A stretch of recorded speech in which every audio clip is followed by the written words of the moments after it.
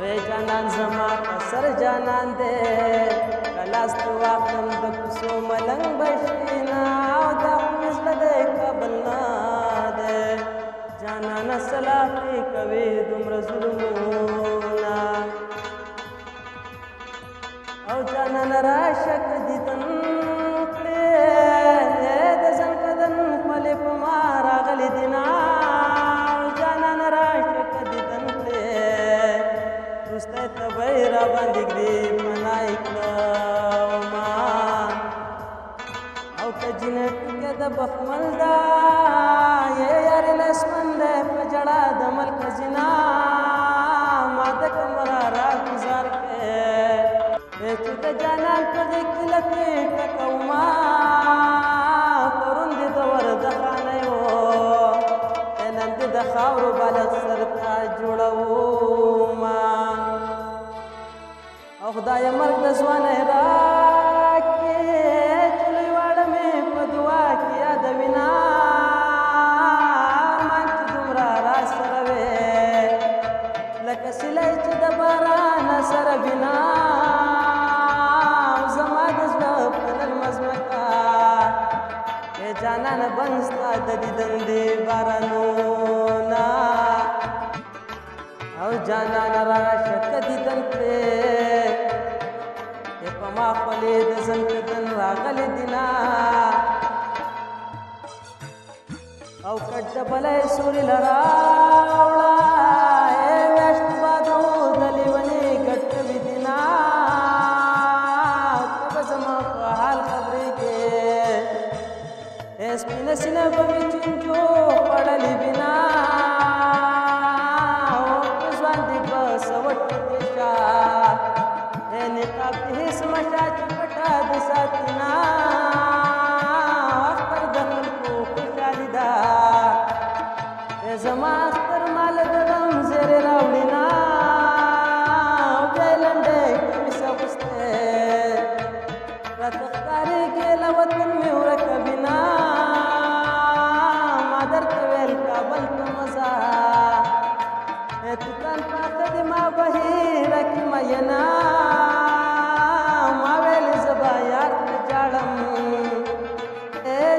د کور سترګې سرې راوړې دينا توتان پاخه شو ښار ولاړه اوس انځران ورته راوړم چې پخلا شي نه او ما درته ویل کابل ته مه ځه توتان پاخه دې ما بهیره کې مینا او بېګا په کور کې ټول راټولو ما دی وکړل ارمانونه په کټ کې سپینه سپینه اوړې په دروازه کې ورته ماشو وخوړمه چې هلکانو زلفې مې کړې جنکو پرې کړل تورې زلفې لولونه لکه اوسې په دانګو دانګې تورو جامو کې داسې اخلي قدمونه زما لاله د ژوند وي کدی په هر وطن کې وي او کومو سفر د بل وطن میرا بشینا کومو سفر د بل وطن میرا بشینا ایک زړه طلاق د کوزیدو ما به یار پسړه کې کور جوړ کړه بنا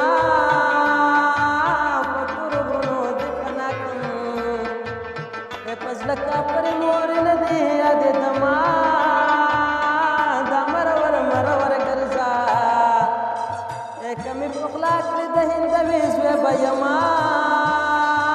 پاس په هوا راشه جانانا لارې کوڅې د غمازانو ډکې دينا په کوڅه تېر شوم ګنهګار شوم شرنګار خېجې سولنې راله راوړینا خبرې لنډې لنډې وایا د لارې سر د څوک ځي څوک راځي نه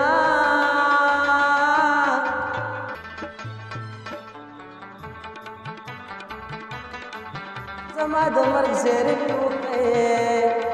چې جنازې له مې راځي ټکرې کړي نه ما ویل